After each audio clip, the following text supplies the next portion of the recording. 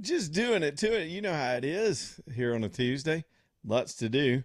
Man, I really don't want to talk about Eric Swalwell having sex all afternoon. You know what I'm saying? It's all in the news. We're at war with another nation, trying to wrap it up. And all you've got on your screens almost all day today is freaking Eric Swalwell stories. And it's because Congress is about to gavel in. They're about to start taking motions. This dude has not formally resigned yet. And there was a vicious news conference today where one of his accusers came out and talked about an incident in 2018 where she feels like she was basically Bill Cosby. You know what I'm saying? That she had a glass of wine. She thinks he put something in it and smacked her around and tried to choke her and kill her and did his little Eric thing. And it's disgusting. And I hate to even have to talk about these things, nor picture that dude having pleasure, if you know what I'm saying. So, but it's in the news, and Congress, there's going to be some action on it today because technically he hasn't formally resigned. And so I guess he'd have to wait for Congress to be in session to transmit that information. I'm not even sure how it works. So we'll be watching out for that, updating you on it. And I think there's just more to come. Some of these women are coming out, getting their, moment in the sun, I suppose. You either sympathize with these women greatly, or some people are a little cynical about this. And I'll give you an example of that in different cases, for sure. But do you remember this Michigan coach that just had to step down? AJ, what was his name? Moore. Last name was Moore. I don't keep up with football. Okay, AJ's doing stuff. I can't remember his name. I was trying to look it up. Sharon Moore. Is that? Anyway, the Michigan coach who had the little boo thing on his staff. And she accused him of almost the same thing. Granted, he's not in Congress. But she also accused him of stalking her, kicking her door in, doing this crazy stuff. Well, all the charges against him have just been dropped. And he's lost his job. But accusations alone are not enough. That's just our system. I'm not saying that's my personal belief about the veracity of these women, but they're going to have to bring some kind of evidence. That could be phone records. That could be a timeline that matches their story. That could be other witnesses, other supporting evidence. And you're talking about something that was 18 years ago. So I'm not in any way defending Swalwell. I'm glad he is gone from the Congress. You could meet this guy. The first time I ever saw his face, this would have been the most predictable thing in the world. What a sleaze. Just a guy that oozes when he talks. And most people would have the judgment to see that. But young, impressionable women around what they believe are powerful people. He's just some low-rent congressman, but in these young ladies' eyes, he's got connections. He's powerful. And here we go. So all that's in the news today. If he formally does it, there's some story that he's going to, quote, transfer his staff. I guess he's trying to look like the good guy now, like find them jobs within the Congress before he bails, because then what do they do? The way that works is congressional offices will get an overall budget. Each office generally represents the same number of people, no matter what state they come from. The districts the whole idea is for them to be close to the same size all over the country. And each office will get the same budget, unless they've changed the formula since I was there years ago. And then the congressman, it's up to the congressman or congresswoman's discretion as to how to spend that budget on staff. So they could have a heavily Washington-based staff that's real policy-oriented and like a big legislative staff that does a lot of research, or they could shift those funds to the districts and work on more constituent services back home, open up several offices depending on how big your district is if you need to do that. They can choose to do that. What I don't know is I know when you quit those jobs, you're done. And I don't know what happens if the member, they call them all the member, which is kind of funny right now if you think about it. How do we talk about Swalwell without innuendo today? I mean, it's impossible. But if the member quits, I suppose all those staffers are out of a job, and nobody cares. These people will get a job. Everything in Capitol Hill is revolving door. All these people do is jump from congressperson's office to congressperson's office all the time, and they'll land somewhere in Washington, and that's that. Some other offices could pick them up out of sympathy. So anyway, it's campaign season. They could wind up with a campaign job and then back on another staff. It's just how that whole system works. All right, so there's the smarm factor for today. I hate to just give you the ickies, but as you drive your car around this afternoon and head home, you will all probably simultaneously, before this afternoon's over, get a case of the willies. You know what the willies are? That's when you're just driving in the road minding your business, and suddenly you're like, "Woo, oh God!" Like you all of a sudden you're driving, and then you get an image of like Rosie O'Donnell in a thong, and you're like, "Oh gosh!" And it runs kind of down your neck, and sometimes it goes down one leg or the other, or you might even pee yourself a little bit. I don't know. Yeah, you definitely feel something in the back of your throat. Sinuses start closing up. You're like, damn. So that's what's in the news, and that's our Congress, ladies and gentlemen. Today alone, we got a member that stole public funds and has been rung up by the ethics committee. We got this Republican from Texas that was doing the spunky with his own staff member as well. She set herself on fire and killed herself. I would say that is equally as dramatic as the Eric Swalwell thing. He ran around denying it.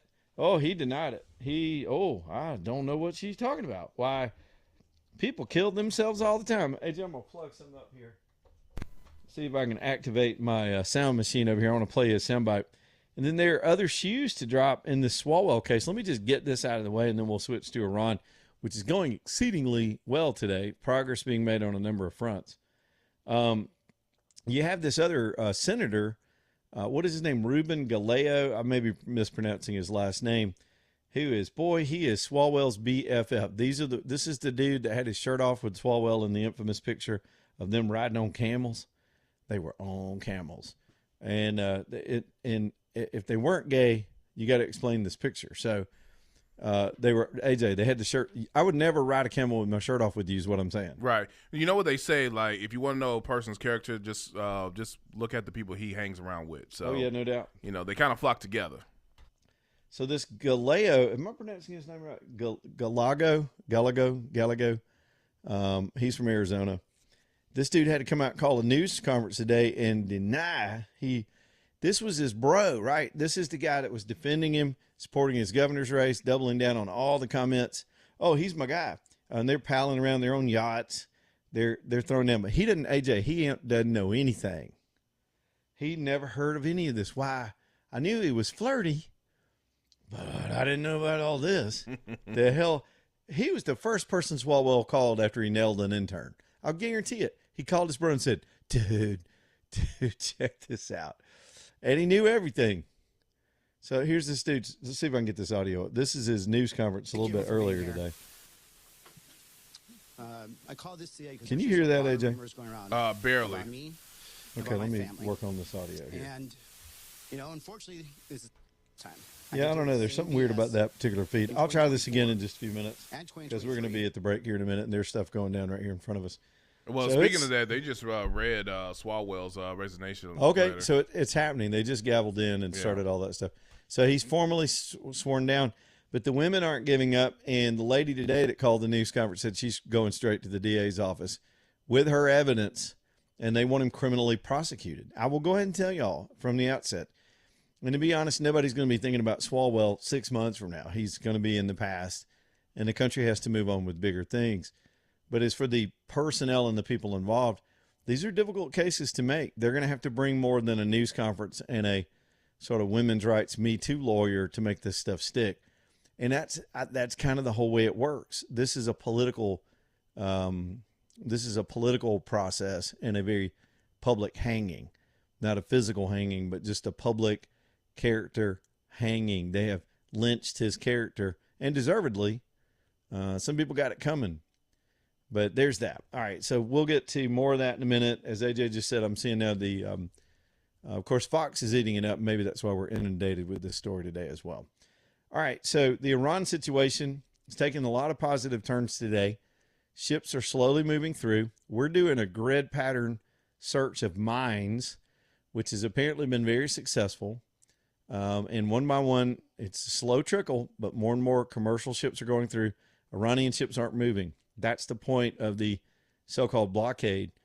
And really, that's a mischaracterization. Trump's not actually blockading the Trump administration, and our military is not really blockading the Strait of Hormuz. We're securing it. by allowing we're vetting who gets to go through and just allowing proper ships to go through and keeping Iran from gaining from the commerce. They were trying to, I heard somebody describe it today as Iran may have committed the worst miscalculation in the history of warfare, at least in the modern era, by this whole blockade situation. They have held the world hostage, turned public sentiment against them, unless you are like a Tucker Carlson fan here in America. The whole rest of the world sees the blackmail, and they see how ridiculous the whole thing is. And now they have taken themselves hostage. It's like they put a gun to their own head and said, nobody moves or the hostage gets it. And the guns to their own head. They're losing almost $400 million a day with this blockade, and they can't sustain it much longer. Their oil wells will start drying up if they can't continue to pump and move oil into the system. Meantime, you've got a reset of more ships coming to the United States. Stock market at this moment, as we head 45 minutes or so from the close, Dow's up 310 or so. Oil prices have been dropping all day since the blockade started. They're down about 12%. These are moving numbers, so be forgiving. We'll have the final numbers at 3 o'clock. But just a little while ago, oil had gotten down below 91 bucks, and we'd love to see it get back down around the 70s, and that's quite possible. And it'll do so in a hurry because that's what the market wants oil to be at. This is not the market speaking, it's circumstances, which are by all estimates temporary, and the markets know that. And so the futures orders where people buy oil contracts out into the future are going to demand a lower price for those deliveries, because here's what's going to happen. And I'm not trying to go amateur economist on you, but just think about the fundamentals of supply and demand, okay? I don't care what party you're in, who you voted for president. Let's just talk numbers. There's been a massive backlog of supply that is sitting on ships that can't move through the strait. Meantime, the world has continued to consume oil and gas. Now, we're making up for some of that, but think about it. Even though people have found other routes, they found other ways to get oil to the refineries and gas to the gas stations. And to be honest with you, we've not had the kind of price spike that the Iranians wanted. They wanted an absolute crash of the system, and they got some uncomfortable prices for the rest of the world. Now, some of the European countries are in much more crisis. The United States, it's expensive. I had to fill up today at $5.60 a gallon for diesel. I didn't like it, but it ain't the end of the world. I mean, we'll survive it. We know it's short term. In the meantime, there's all this supply floating around trying to move as soon as the strait opens. So what happens? Anybody? Class? Supply, demand. There's your supply. The demand's continued to burn through oil. Remember, oil is a consumable commodity. It is consumed as it is produced. And so we've continued to consume, but here comes a rush in supply. So that equation gets off, and I think that forces an even lower drop in those prices the minute we get an all clear on this. And the Iranians have come back and said they want to meet again. Trump has a deadline at the end of the week. That's the end of the 2 weeks when allegedly the ceasefire would be over. They never lived up to their part of the bargain anyway, because they kept trying to keep the strait closed. And the truth is they never really closed the strait. They just threatened it. So the rest of the world voluntarily didn't go through there because of the threat. They didn't have a ship to put in the strait to close it. They didn't have specifics on particular mines. There was this possibility they could have shoulder-fired weapons or something off on the shoreline that could cause damage. So people just voluntarily, out of a sense of risk, stayed out of the strait while the politicians and the leaders worked this out. Now you've got all this pressure coming in on the Iranians to give it up. And what is it that they're holding? We had an interesting debate yesterday with a cynical young caller that believes that they never even really had the bomb. Why in the hell would they be doing this if they weren't trying to protect that uranium that they've gotten buried, that we buried with our bombing campaign, that they want to cling to? They want to cling to the nuclear program. There's a rumor today that the Iranians have offered to suspend everything they're doing and enrichment for 5 years. Everything. Trump says no, 20 years. So allegedly they're haggling about the suspension. Trump really wants to push for a permanent ban. I don't even know if that's reasonable in the real world. All of us will be long dead by the time we get to the end of this negotiation, or by the time whatever the time frame that is negotiated is up. Most of us won't even be here except for you youngins then watch what the Iranians do. Depends on who's running the place. So it's everything's good. I mean, the Iranians are begging for a deal. They're back at the table. We don't have actual face-to-face talks, but we're using surrogates again. The blockade caught them by surprise, the blockade of their blockade. Their ships are hamstrung. The rest of the world's starting to move. The price hasn't jetted. In fact, it's going down. It's down a high percentage since this started. We're on a roll, man. I hope it lasts. We've still got several news days to get through.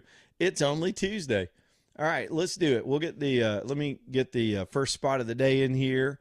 Get our first break in here, and then of course we'll get on the phones in a little bit. Updates when we get them. There's just stuff going down live today, so we'll have the headlines as we always do. Axiom Tax Resolution Group. I guess tomorrow's the big day for a lot of folks, and if you're already up against the wall, maybe you filed an extension because you couldn't pay it or you need more time. People do that. Nothing wrong with that. That happens all the time. But if you want a real expert, maybe you've got a CPA that you love, but if you know you're in trouble and you need a negotiated settlement with the IRS, take advantage of the laws that protect you from the IRS coming after you, and take advantage of the settlement programs that'll help you get this burden off your back and move on with your life. Some of you are already dealing with it, and you're being harassed and frozen in place, and you can't sleep, and you're worried about it, and you don't know what to do or who to talk to. Others are on the other end. You're on the front end of it, where here it comes. Here's that big bill from, I guess, 25, and it's just impossible. Go talk to Perry Cronin. These guys, I know they've been busy right up to the tax deadline, but they'll sit down with you face-to-face. Perry's local. He knows more about this than anybody in the country, or at least as much as the leading experts. Perry knows all this stuff, who to talk to, how to talk to him, what to ask for in a settlement. It's Axiom Tax Resolution Group, 205tax.com, 205tax.com. Back here in just a minute.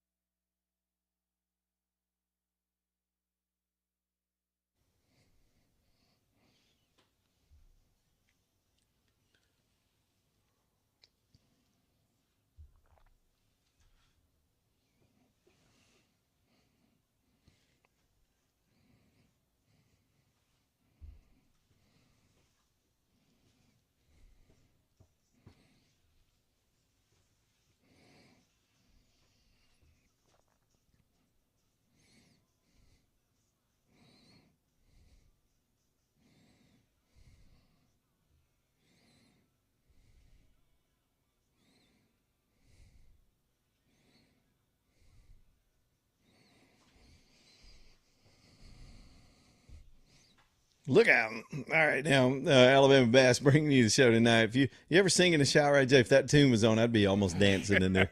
I'd be shaking it, doing disgusting things in there with the soap. Oh gosh. Just like bubbles and singing. The acoustics are great in the shower. There was some band the other day that recorded some acoustic singing in the shower. They actually used a shower stall. I don't know what it is. All I know is if you get to dancing in there to a song like that, you're gonna slip it. You're gonna slip and fall. Yeah, that was not the image I wanted to see. Or that's talk about the Willies, right? I already pictured Swalwell getting it on. I mean, come on, is that bad? Me taking a shower?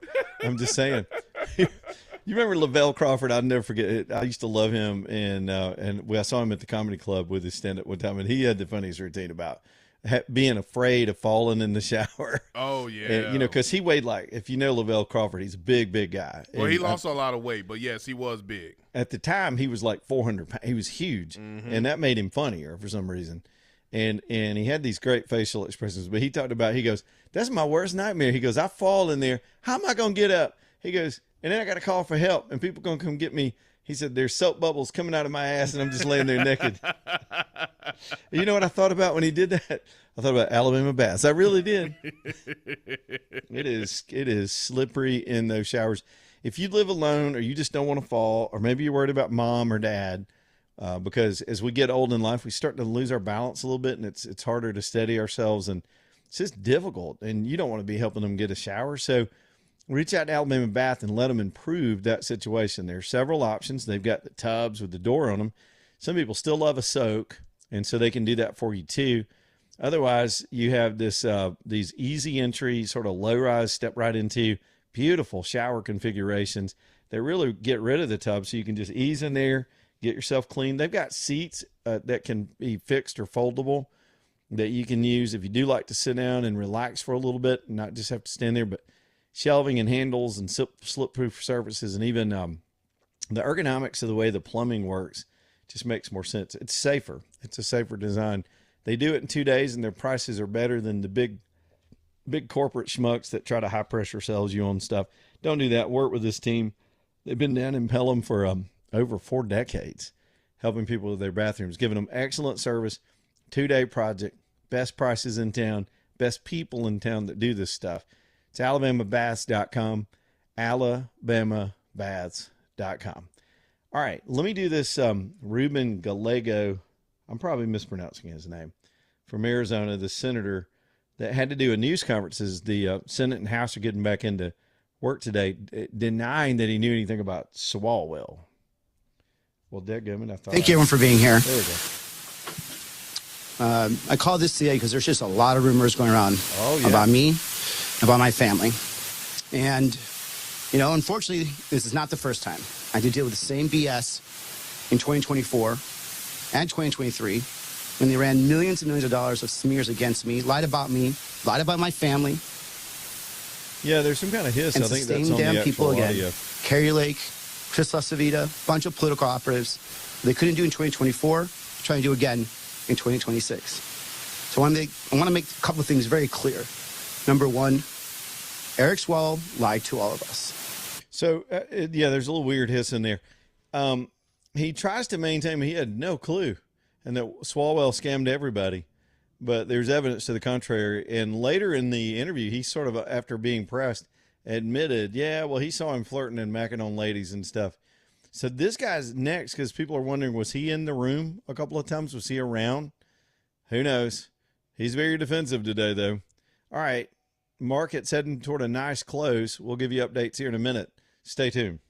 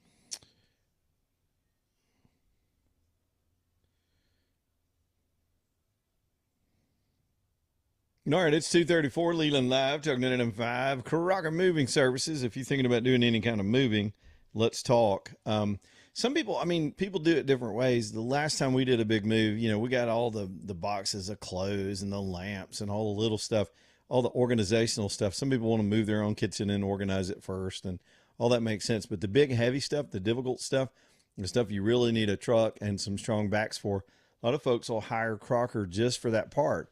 And that lets you scale down the cost for you.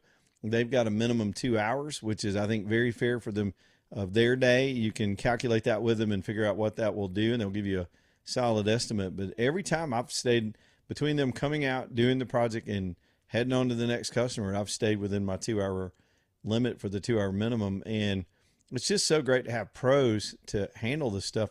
Don't be cheap anymore. Don't pull your back out. Don't strain your friendships. Don't drop your furniture. That can happen. AJ and I have both done that. Crocker and Eric and that team will just do it for you and do it at a fair price and just take that off you, take that pressure off of you. Now, of course, they can do a full-fledged move. They'll get you all packed up and move you all the way to Idaho, wherever you want to go.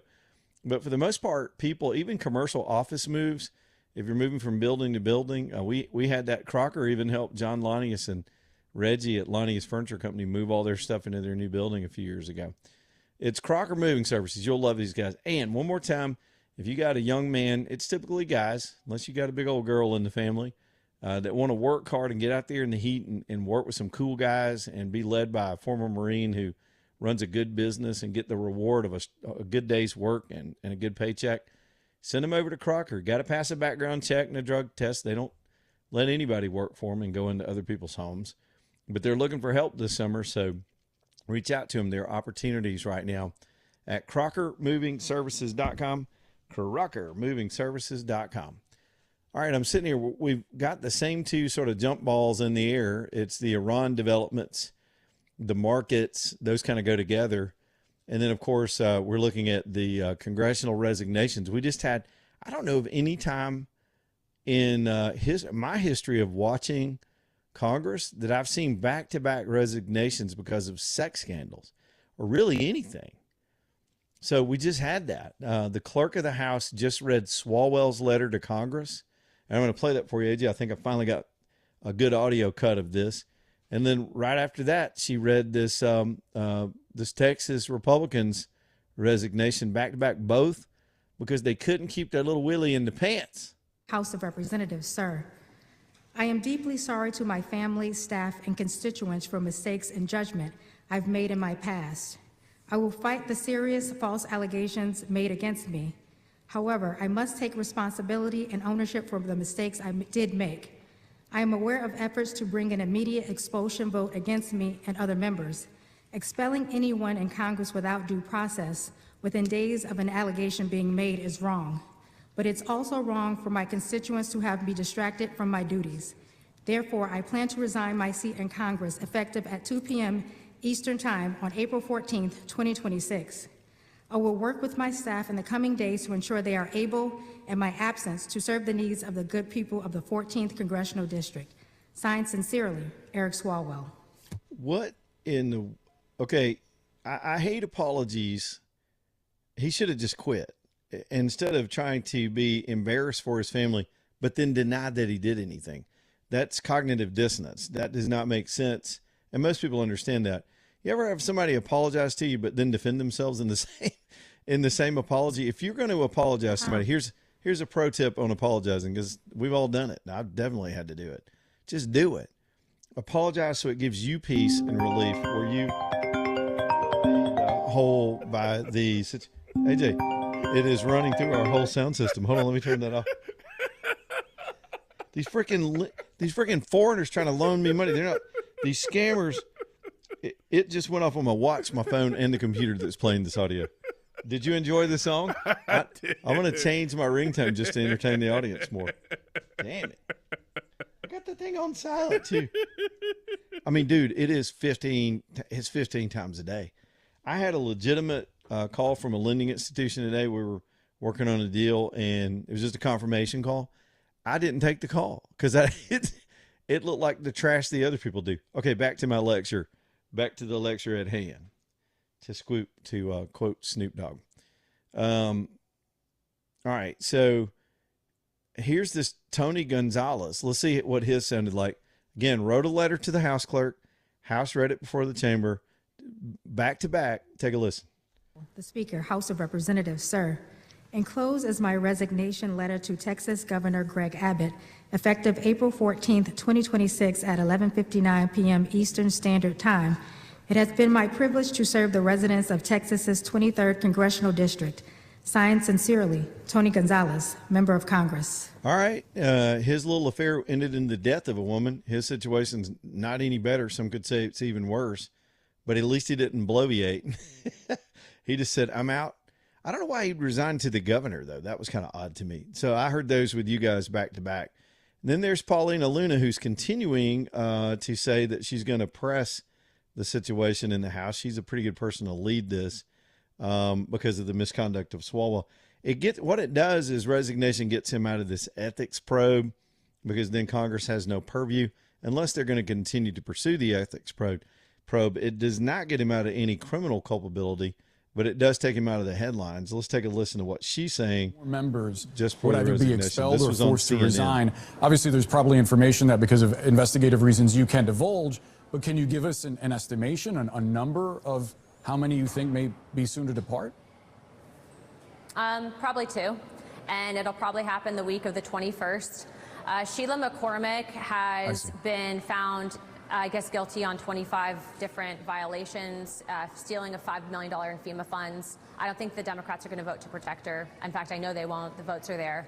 And there's another member of Congress that the Speaker is looking into the Congressional ethics report on that I'm finding is pretty alarming. And so I think there's more to come on that. But again, I won't be leading any of those expulsions. Sure. Those are being led by other members of Congress. All right. So again, that points to the other people that are under investigation and are under the gun right now, potentially to have more resignations. This Sheila McCormick that she talked about just got busted on, again, stealing FEMA funds and getting them for herself with her role in the Congress. She should still be subject to criminal investigation, but they would have to vote to throw her out. I don't know that she has the personal class to resign, but then again, Eric Swalwell has no class, and he did out of absolute pressure.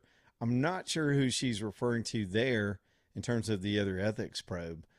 If you know your history of, let's just talk about the Congress. Politics has always been full of shady characters, very good people mixed among them, but largely it's the vanity of wanting those offices anyway and needing the status and liking the job and the intoxicating environment that some of these people find themselves in. They just can't, look, let's be real. They're all human, and they will succumb to pressure and extortion and bribery and their own vanity in a number of ways. We've seen that all the way to Bill Clinton, all the way to this stuff.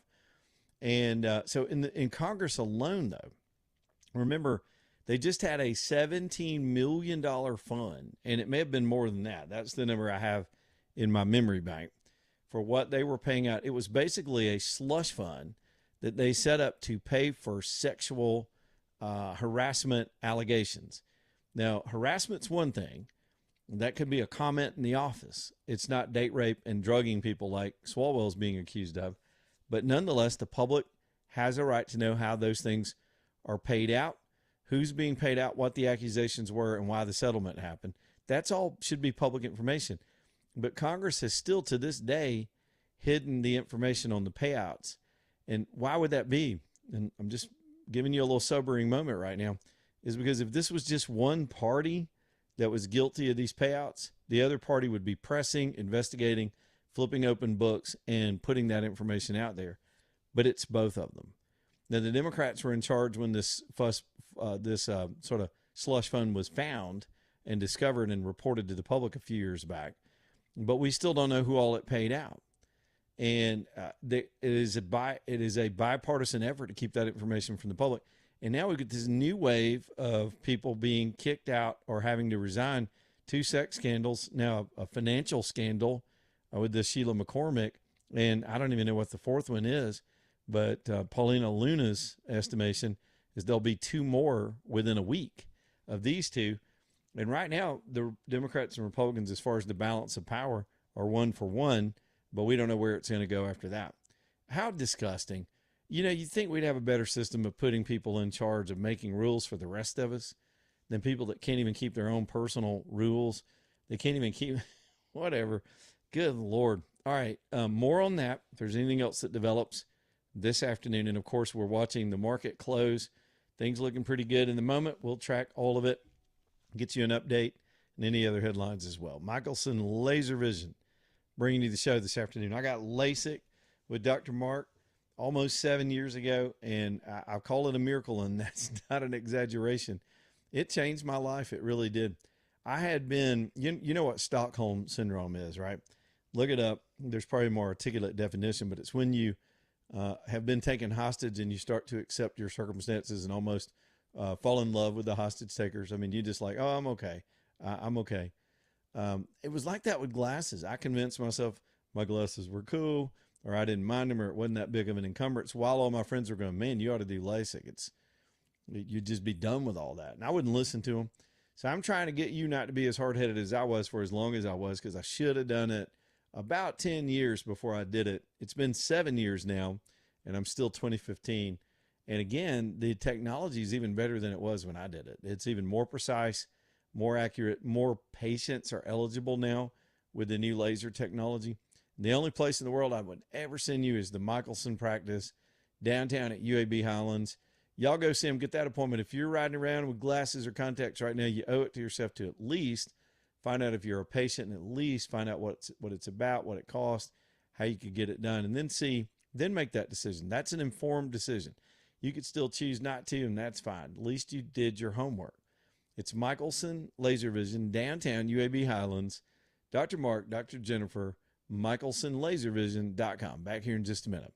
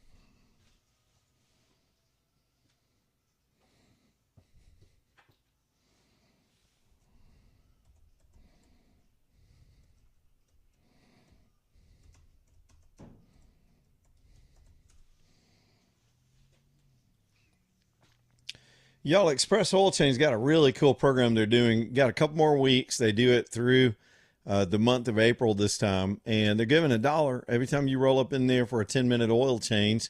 They're going to give $1 to Children's Hospital. I just love that. It's a big local chain that handles this kind of oil change stuff on your car, but also a great local hospital that just performs miracles, and they're doing their part to convert that to show that's what community local businesses are all about. You probably have an Express near you. You can probably remember where there's one, to or fro. I tell you every time, there's a couple different ways I get to work. There are at least 5 stops I could make to hit an Express Oil to and from every day. And we all have 10 minutes somewhere in our day to get this done. Might as well do it now. Check your little sticker. Make sure you're up to date. Check that oil light. Get in there and get it done. It takes 10 minutes, and they'll give $1 to the good folks over at Children's Hospital. Not just changing oil, they are changing lives at Express Oil Change. All right. Yeah, my buddy Ty reminds me that the other person right now under the gun for ethics, Paulina Luna, did not name Corey Mills in her little statement there a second ago, but he's the other guy that, and apparently I'd forgotten about this guy. He was, I think he flipped. He's kind of one of those anti-Trump types, even though he's a Republican. So if you're keeping score on the resignation scoreboard today, that would be 2 Republicans and 2 Democrats resigning for various reasons. Mills is under investigation for, I believe, some violence, domestic violence, threatening to release, I think, some porn on an ex-girlfriend or something like that. What a sleazebag. Man, they're just all throughout the Congress. Hey, and this is the fun part. These are the ones that got caught.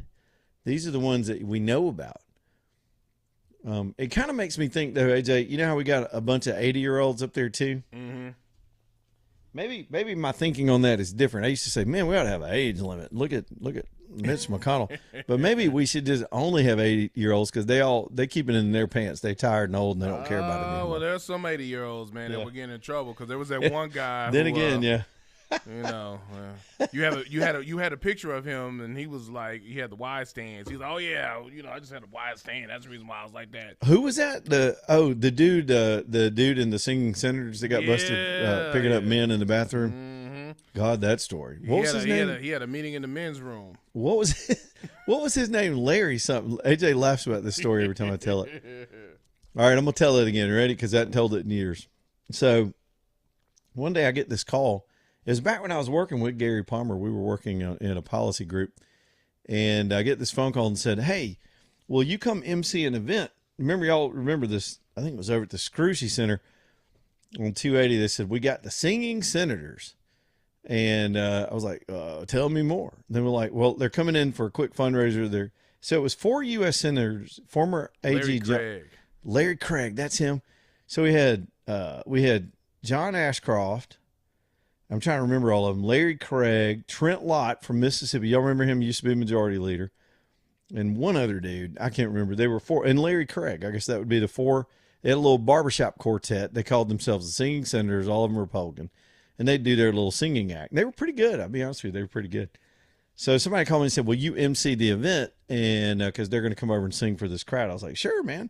I'll come over and bring them on stage and do all that stuff, all that jive. I'd been in broadcasting. So I did a lot of that kind of stuff back then.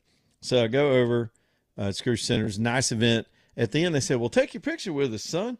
I was like, sure, I get a picture of all these famous senators. What was I, like 32 or something? I don't know. So I'm standing there, and we took a picture. You do that with these politicians at these big events. You get a click, right? So somewhere down the road, the photographer sent me the photo. I thought, that's cool. So I framed it and put it. I used to have all these vanity pictures on my office wall of me and all these schmucks in politics back when I cared about these people a little more. And it was neat, all the people you get to meet in that business. So here I am. I'm standing here with the singing senators in this picture, and I'm sitting in my office one day. I had gotten really away from politics by now. And this, I read this headline. It came across, it broke. It said, Larry Craig, was he arrested? I'm trying to remember how it went. He was accused of picking up men in airport bathrooms. It was like they had this routine where he would tap his foot and they would tap their foot or he was accused of scooching his, like AJ, he was in the stall and he was scooching his foot over and trying to touch the other guy's foot, like some code, like, hey, are you down with the struggle? I'm down.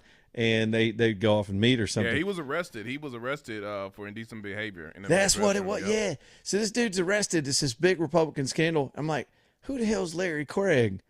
So AJ, I get on and start Googling Larry Craig's picture, and I was looking at my computer, and then I looked up at the wall, and there he was standing right behind me. I was like, dude, wait a minute. What? The man was standing right behind me. Hey, I was like, did he touch my foot? Hey, you want to be a senator? You want to work in the Congress? I was like, he was like leaning in a little bit, like he was mumbling something. But I wasn't paying attention. I was like, what the hell, man? Yeah. So yeah, stay away from politicians. That's the answer to that question. The only people I ever knew that have gotten arrested from just being in their careers. This is a true story. I was thinking back about this the other day. People that have gotten in criminal trouble, and I've been in similar fields in most of my life, but I was in the private sector and just regular business for a long time, and I've done media and communications and politics and all that for most of my career. But the only people I know that just got arrested were politicians, people that worked in that world. They got busted for whatever. I mean, I'm not saying they're all crooked, but they're just, I think it's a class of people that are psychologically disposed to a certain vulnerability, and they all get busted. Well, of course, we had one guy from down in South Alabama that was accused of murder, accused of killing his girlfriend. He wound up getting out of that, fleeing the country. People accused of graft and corruption, and now sex scandals all over the place. It's a nasty business, AJ. Stay away from them. I'm reconsidering whether to have all these candidates on the show now that are running for office right now. I don't want to be an aid and abet their future crimes. You know they're gonna ask you questions like, "So, what did you know about all this?" Like, I just interviewed him. I have no idea. Yeah, like, Senator, I can't recall. No, I mean, it's a broad brush, and it's unfair to the decent people that do. And I'm being sincere. I've got too many people that I know, they go into politics for the right reasons. A lot of them will get disgusted and just leave at some point. Not only because of the things they see behind the scenes, but because they can't get anything done. A lot of them, because they're just so predisposed to climb a ladder or to be ambitious or to get the next gig or to run over or through people to get what they want. Again, it's that kind of psychological profile, I think, that makes these people vulnerable to money, to threats, to bribes, to honeypot traps, all of these things. It's just, it really is sad that we don't have a better process. And I'm going to tell you, some of the ones that scream the most about how much they love Jesus and put that out front of the worst ones. I'm just telling you, it's not an indictment on Christians. It's an indictment on people using the faith to promote their own personal agendas. It always raises red flags with me. I'm just being honest. If you're living a good exemplary life, you don't have to pound your chest about it all the time. Just live it. You know, I'd rather see a sermon than hear a sermon any day, if you know what I mean. Man, Douglas Cooling and Heating, I'm getting these phone calls lined up, so y'all get in here. Y'all, Douglas will take care of you as we head through the rest of, actually getting into summer and the rest of spring. Man, we're in the 80s this week. I don't think we're going back till October. So let's go. Heat, humidity, blah. I was out there all day today. It was pretty hot today. Make sure your heating and air are good to go. I'm standing here in my studio now. Douglas helped me get this mini split in. They do those, by the way. It is a great way to expand space or to put heating and cooling in a space where it's not already there. It's very affordable, very efficient, very quiet. You can't even hear that thing. It's 8 feet from this microphone. You can't hear it at all, and it's keeping this, it keeps my studio clear all the time.